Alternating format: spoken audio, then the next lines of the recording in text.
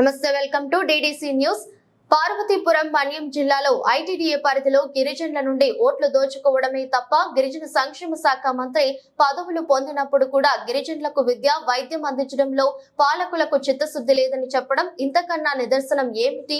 ఇలాంటి సందర్భంలో కోమరాడ మండలానికి సంబంధించి బుధవారం జరిగిన యథార్థ సంఘటన గురించి సిపిఎం పార్టీ జిల్లా కమిటీ సభ్యులు కొల్లి సాంబమూర్తి మాట్లాడుతూ, స్వాతంత్ర్యం వచ్చి 78 సంవత్సరాలు పూర్తయిన గిరిజనుల బతుకులు డోలి మూతలోకి పరిమితమైన పరిస్థితి ఉందని, ఇలాంటి సందర్భంలో ఈ రోజు పార్వతీపురం మన్యం జిల్లా కొమరాడ మండలం గాజులగూడ నుండి కెమిసిల వరకు 2 కిలోమీటర్ల మైదాన ప్రాంతం అయినప్పటికీ కూడా సరైన రోడ్డు సౌకర్యం లేకపోవడంతో, ఉన్న రహదారి కూడా బురద కావడంతో నడిచి వెళ్లడానికి వీలులేని పరిస్థితులలో గాజులగూడ గ్రామానికి చెందిన 9 నెలల గర్భిణీ స్త్రీ హిమరక రజనికి డోలీతో కట్టి మూసుకొని కుటుంబ సభ్యుల కమ్యూనిటీ హెల్త్ వర్క్ కు ఆశా వర్కరు గ్రామస్తులు తీసుకొని కురుపాం ఆసుపత్రికి తీసుకువెళ్లే పరిస్థితి ఉందని, ఇలాంటి సందర్భంలో గిరిజన ప్రజలకు ఇప్పటికైనా పూర్తి స్థాయిలో అన్ని గిరిజన గ్రామాలకు రహదారి సౌకర్యం కల్పించి విద్య అందించే విధంగా, వైద్యం అందించే విధంగా డోలిమాతను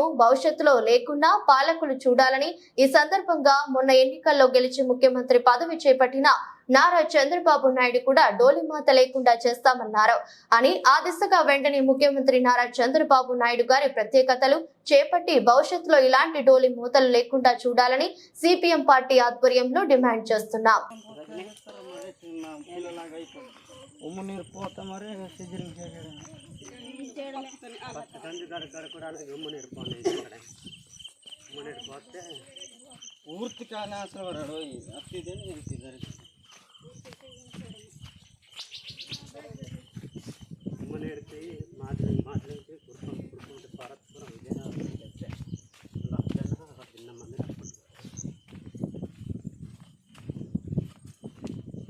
నాది సేమ్ పొజిషన్.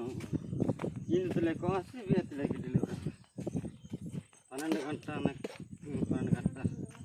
అంత పని 1 గంట అవుతున్నది. గుర్తులేదురా, మీకే గుర్తుండాలి, ఇన్ని కేసులు కదా, నాకు గుర్తుండదు. అవును కానీ మంది లిక్కర్ బాడీ కదా, సరి గుర్తున్నది. ఏ బాడీ అయినా మీ పిల్లలు మీరు బాగా గుర్తు పెట్టుకోవాలి. టైమింగ్ గుర్తున్నది.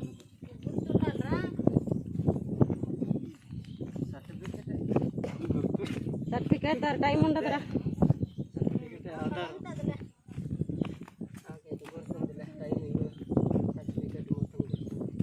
ముందు లడ్డు గడ్డ తెస్తేనే గుర్తుంది. అమ్మి సరే గుర్తుంది. ఎందుకంటే మధ్యన బాగా ఓవర్లోడ్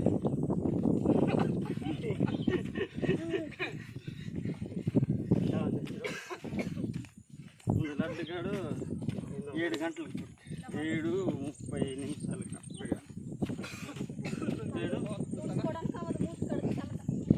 ఆగస్ట్ 27 ఈ నెలే.